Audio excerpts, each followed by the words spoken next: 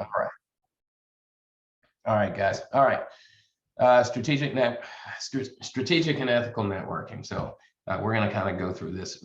This is kind of what National Business Connections is kind of built on, the culture that we want to go through, because there is the nasty word of networking out there.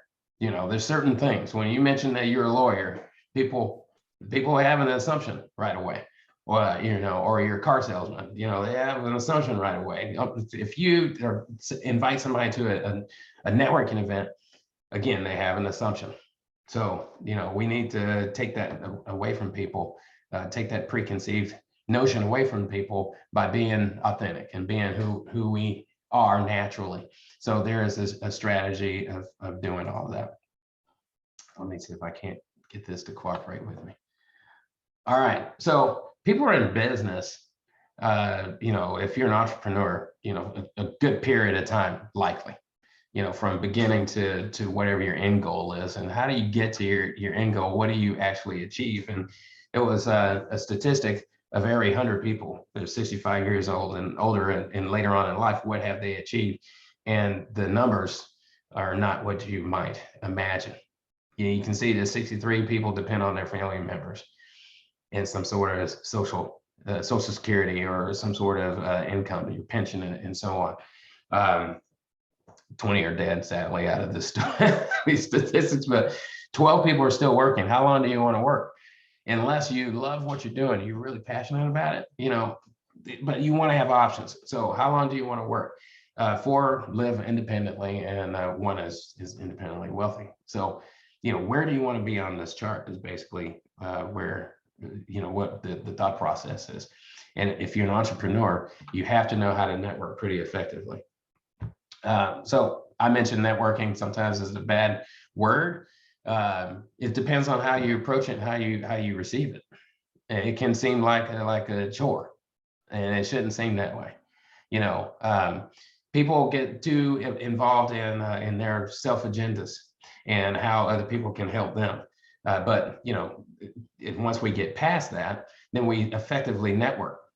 And what does that look like? You see right here, 70% of jobs are not found online. So you have Indeed.com and Monster and LinkedIn and all these places where you can post your resume and you know, be interactive with people and have people contacting you based on your credentials.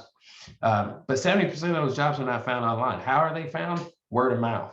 I mean, how many times have you put out there, you're hiring somebody and you found a great hire because somebody recommended them? So part of that interview process is looking at the resume and also interviewing them. And you have to make an impression after you interview them if they're the right person for you. But if there is a recommendation that comes, then that kind of, you know, makes the interview a little bit easy because there's a relationship tied to it. So you always want to tie it to a relationship. One of my best hires, one of my 2 best hires actually, came from recommendations from people that I know because I put it out there. Now, the people that I've had to either, you know, make available to the industry or, you know, send them on are the people that, you know, I had to make a judgment in a 30-minute, 1-hour interview after looking at their resume and finding that they were qualified. So the relationship made the difference. So when you're talking about traditional networking, I say it's dead. And people are used to that. That's what they expect when they come in. You know, I'm a networker. I do some short-term thinking. That means that I want results now. I come into this networking group and I haven't gotten referrals. I've been here for 2 weeks. I got no referral. If you think about how you need to connect with them and how you need to develop a relationship, that is the difference. And it's almost immeasurable. And that's what we're building here. We don't want the short-term thinkers that, you know, they're only here to receive and they don't know how to give and be part of a group, part of a culture. They're transaction oriented. They don't have the relationships. They don't develop them. They just use them for personal gain. And we're past that. And I know everybody's been involved or have gone to a networking group where that's what it was like. I'm just handing my business card out and you found half of them in the parking lot on the way to the car. You know, we need to be authentic And a lot of us are. I mean, we were mentioning the way that Cole recommends people in social media and so on. And he just takes every opportunity to introduce you to people. It's because you're top of mind to him. It's natural. It's natural for him. So we want to be generous in the way. I'm not looking for a lot of return. I want to be able to highlight you in the best ways possible. I want to know who you are, and I want to be connected with you so I can be able to recommend you in such a way that you're not a person in the industry that I'm recommending. You're actually a personality that I'm recommending. And somebody, if I know a little bit more about you, I'm being able to connect the dots and say, you have these 3 things in common with this guy or this girl. And so you guys just need to do business. It's a natural fit. I do business with people I know and I like and I appreciate. And that's where it's at. When I can create that connection prior to you even meeting, then you've won over everybody else likely that they've talked to if they have something in common with them. So, again, it's the relationship. How do you develop that in a way that doesn't seem so grabby? So we want to build authentic and long-term bonds. And that social capital, that's what that is. It's called social capital. You want to be able to, put that person's reputation and that relationship you have with them out for everybody to see, and you build upon that, because people are like, man, well, if Don recommended him, I automatically trust him. So that's the relationship that you have there. Now, with that social capital, when I recommend you to somebody, I'm putting myself on the line too. So I'm really needing to know what you have to offer and how you can best connect with my referral base. So there's a strategy of connectors, and these are just simple as this. We join each other. We may join similar organizations outside of National Business Connections or EPIC. Maybe we join together at the chamber. Maybe we go together to private events. We're developing our relationship also, but we're also going to find the people where they're at, because they're not always going to find us. And that just honors everybody else within our culture and our organization. So we form those affiliations. And we return the favor. Be grateful. Return the favor. People that, look, if you get me a referral, I'm gonna spend a lot of time trying to highlight you or return the favor in some way, shape, or form. I'm gonna spend a lot of time in doing that, because I'm always appreciative when someone thinks of me and they trust me with their reputation by recommending somebody that they know, their friend, family, or somebody they've been in business with. And that is a affiliation to form. There are other affiliations besides, what you might think. So I may give you some examples a little bit later there, but there's a way to to do that. I'm going to give you during this time 4 things to think about that stop people in their tracks. One of them is pride. So if you're a biblical person, you may look at Proverbs 16:18, but pride comes before destruction. So when people hold themselves at a higher value than some of the people that they affiliate themselves with or network with, that's where a lot of people will fall off. Too much pride. This is a place where we want you to feel vulnerable. And we want you to be able to say, hey, this is where I need help. That's where the mastermind manifests itself. This is where I need help. And really deep dive in some of the training that's there, and really, pick each other's brains on where you've been successful in developing your business and where your failures may be. We're a non-judgmental environment here. So don't let pride stop you there. Some people are there just for one thing.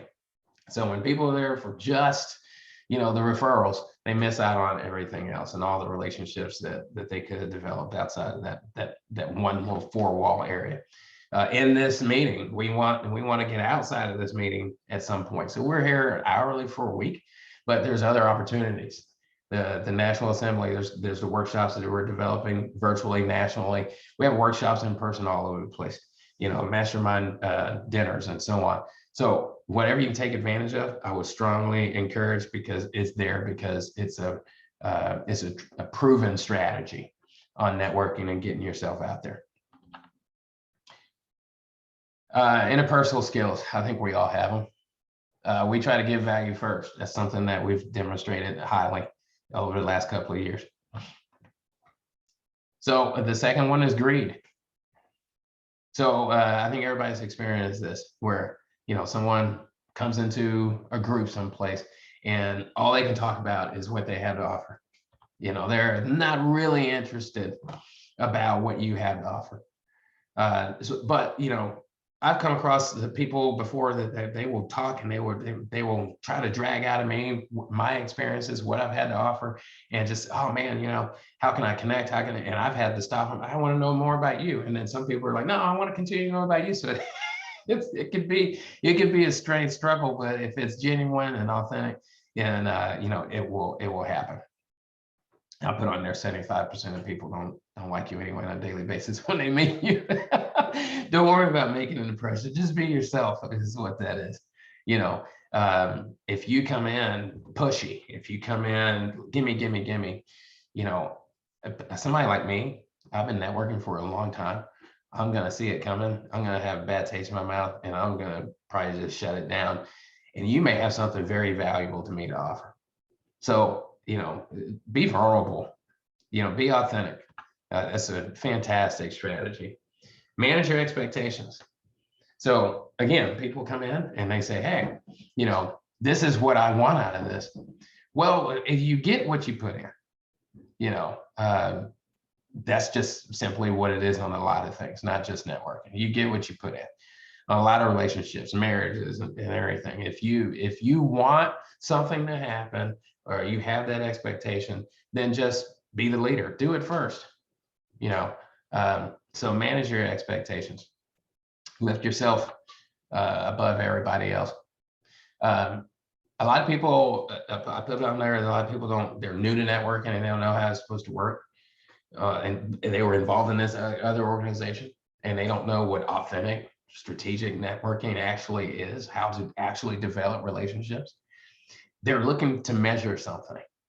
And, the way that we just lead by example, we just take that notion out of there and we have to manage those expectations of those people that are coming in as well. So I mentioned some frustrations, but frustrations begin when people get offended. They get offended that nobody's listening to them. Nobody's buying their product. So they feel like they're of no value. Again, the relationships is where it's at. If we cultivate that, everything else happens. It's a side effect to the drug. So to keep people from being offended, we have to always communicate what our culture is and what our true intent is. And we have to always be authentic in our approach. People see no value.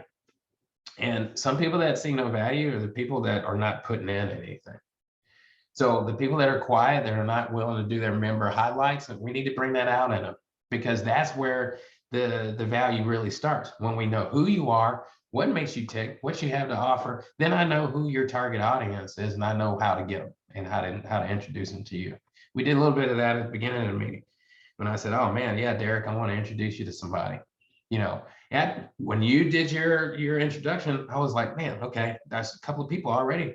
And same thing with Eric. I already knew I wanted to connect with Eric, but when he mentioned health and wellness in his introduction, that top of mind, somebody else I want to introduce him to. So when you feel as if you can introduce yourself and give us a good member highlight of what you have to offer everybody, then, hey, I see all the value in you and I trust you with my referrals. And that comes with the selfish selling. So we'll go into the hard line selling and all that stuff. You don't want to do that. People see you coming and they push you away, and they not only push you away, they tell everybody else to stay away. So you don't want to be the hard sell, the hard closer. So are you a connector? I bet you are in a lot of ways. So what we have in National Business Connections, we have the online platform, which is the member directory that we're building out. It has a lot of content in it. If you're not into that, let me know. We'll get you into that. When you become a member, you get another opportunity to join that network. As an app on your phone. There may be some traffic beginning with Epic, but you'll see how to connect with people nationally, know who some of these people are. You'll also be able to connect to their virtual meetings and their hybrid meetings. So if you want to go to a meeting in Atlanta, Georgia, you have that opportunity to do that with this membership. But the other thing is, let's connect on Facebook. I can't not recommend that the most, because when I'm connected to you as a friend on Facebook, that's when Cole can tag me and say, hey, there's a discussion here, and David, you need to know this person, and this person needs to know David. If somebody says, hey, I need health insurance, I'll be able to hit Derek up and connect him right quick. He'll see that in real time on the phone, and he'll say, hey, man, I need to send a direct message, and I'll be able to introduce him in such a way. Oh yeah, hey Derek, hey man, did you know this guy? Both of you guys were in the Marines, and oh man, there's a brotherhood there. I'm not doing business with anybody else now. So that's a great way to connect people, is over social media. But we also want to have our online platform so we can connect in that way as well. Reviews. Matthew gave my company a raving review. I needed that because I don't make a lot of friends in property management. So I get more negative reviews because that's where people live, in that negative space. When they think very highly of you, they're less likely to give a review. But as soon as you find a hair in your food, you're going to remember to give that review when you get home. You're going to remember because it's irritated you so much. But too often people don't give the greatest reviews when they have intent to. So, if you need a review, ask me. I will post a review. So Matthew posted a great review. I'm appreciative of that. I appreciate it. Thank you, Matthew. But we need to be of service to each other in that way as well, as posting some of these reviews and highlighting each other, sharing and commenting and liking and loving each other's posts as well. We can only do that if we're connected. Reviews go a long way. And the deal about it is, you don't have to be doing business with this person. You can speak of their integrity. You can speak of how they present their business and so on. Matthew, you're always my reader, man. I'm gonna get you to read this review right quick, man. Can you unmute? Okay, yeah, let's see what we got here. Is this a review someone left on you? No, this is a review in general. But go ahead. Okay. I'll tell you who it is. All right, 3 out of 5 stars. The details of this hostel were not clearly advertised on the app I used, but the staff were surprisingly accommodating for the guests that had good attitudes, despite being disappointed after the initial tour. The ad claimed to have single beds in cozy rooms, which was true, but the ensuite toilet was also installed 3 feet from the head of the bed. Yikes. And the drinking water from the fountain was connected to the same piping to use to flush the toilet. I don't see why that's an issue. It also failed to mention the initial mandatory communal sleepover. Interesting. The all-inclusive meals were just 4 pieces of bread, 2 slices of cheese, and 3 slices of bologna, a small bag of chips, and an apple. Sounds like the Fire Festival. A small apple at that. The only vegetarian option was to not eat the meat. The community bathroom smelled strongly of urine upon arrival, and we had to dress up in outdated striped pajamas for the duration of our stay. They have a very strict no cancellation, no early checkout policy. The worst part was that some of the other guests were very loud and it was bothersome at times. But 14 hours later, or it could have been 14 months, there's no concept of time here. It didn't matter because I was able to check out, but I did lose my deposit.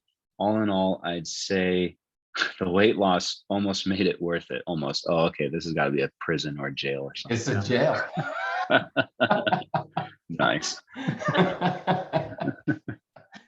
So this is a real review, okay? This is a real review of Austin Travis County Jail, right? and they got 3 stars out of 5. I mean, it's amazing. So what a jokester. This just proves that you can give a review on anybody, on anything, right? So, if somebody can give a review 3 stars to the jail system, then we can sure as heck do it for each other. So take the opportunity. This is a long descriptive review. Somebody needs to go into comedy, but it does help people do see it. So if you haven't connected on Facebook, let's do that. Let's request reviews if you need it, post reviews for each other. That's how we become of real value. So right now, if you have access to the chat, if you need a review, send me your link or something like that. Just put it in the chat for everybody to see. We'll save it at the end.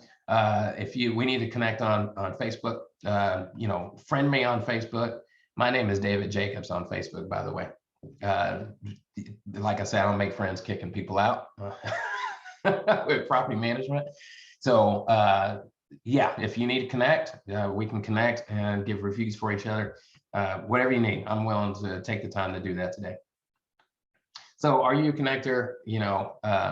Yes, most of us are. There are people we have to retrain.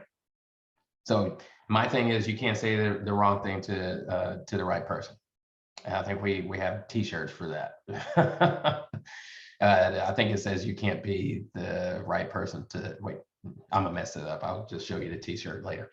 Anyway, so a lot of people say, oh, show the plan, show the plan, show the plan. And you find that in a lot of MLMs, which get a nasty name. I'm part of an MLM. But the thing about it is the opportunity is what you want to show, not necessarily the plan. Because when you go and show somebody a plan, all they see is you start making circles on a napkin and flipping a chart around and talking real fast and doing marks and measures. So we don't necessarily want to do that. We want to show them the opportunity. And there's still the strategic way of doing that. Otherwise, you're going to feel like this black dog over here. You're just choked up in people that don't relate with you, and you have nowhere to go. Oh, this is just a Dale Carnegie quote. I'm sure you've read the book, How to Win Friends and Influence People. But people talk. They do a lot of talking. And when I find that I'm doing a lot of talking, I feel real awkward about it, because you wonder if you're actually connecting with that person. Are they hearing you?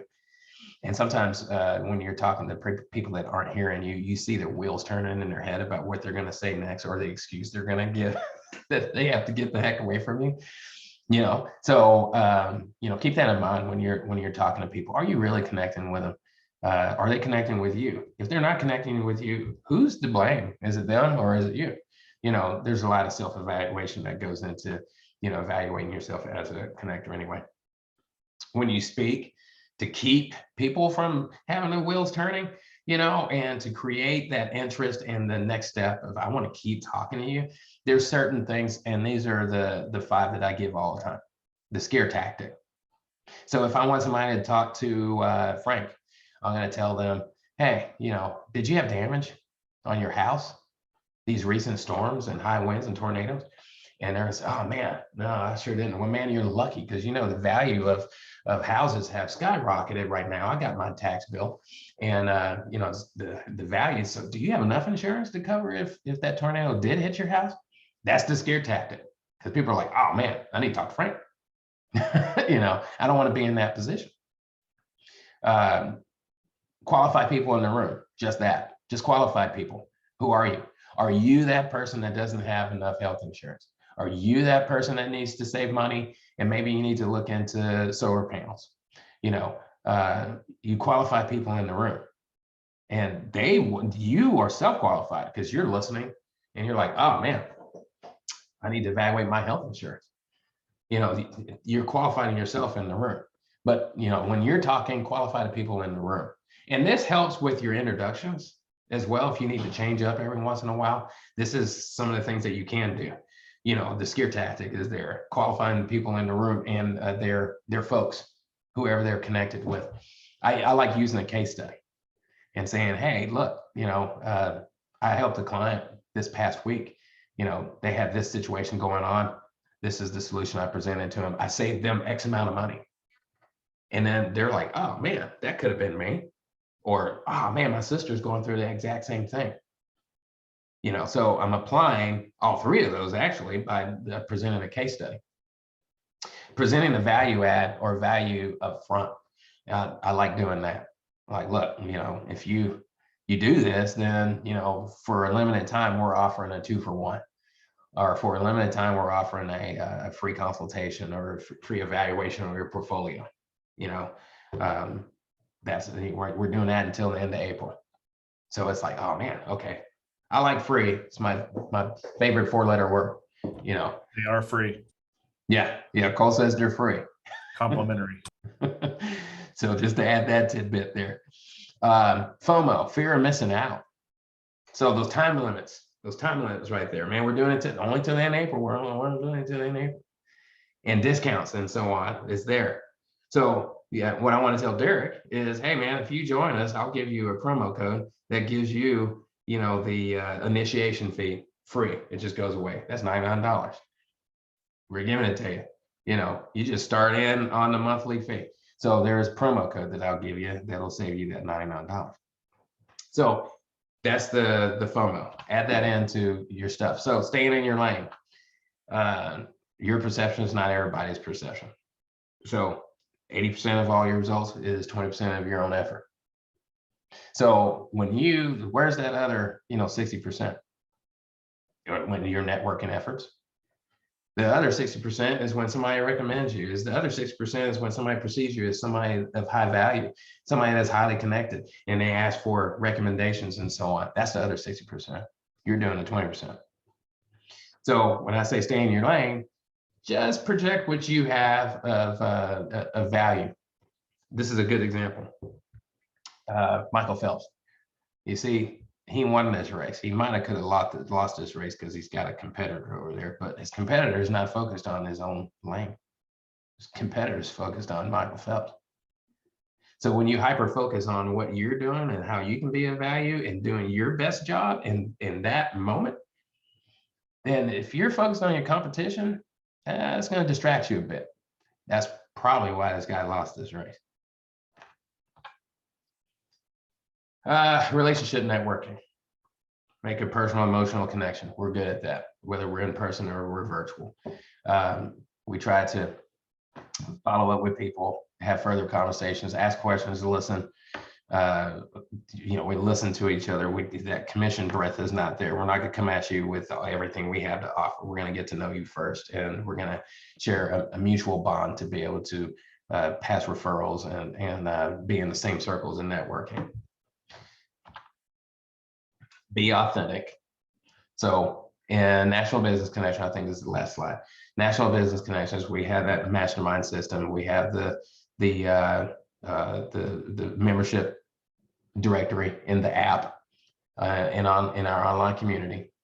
We're having podcasts, and those are Ian's heading that up. He's got a couple in the hopper already. You might have seen one already. We're helpful to each other in social media. We have those territory and area workshops like the one in Austin that's coming in June.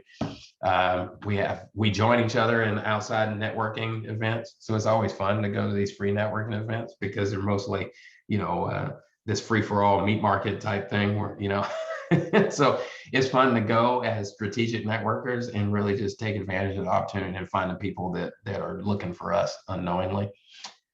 We form strategic partnerships. We participate in each other's celebrations and spoils. So if you have something that you need help with, we want to be the solution to. And then when you have something to celebrate, we want to know about it. We want to be able to blast you out on social media. And we become a part of the community. So when we build lasting strategic business relationships, that's when we all win. We all win in that matter. And that's what we want to do. And we want to bring people in that have the same like mind solutions. Another slide is just my contact information, but we have all of that. So let me stop recording. Anybody have any feedback, questions, or anything about what we're doing here, or slides? I mean, was this helpful for you?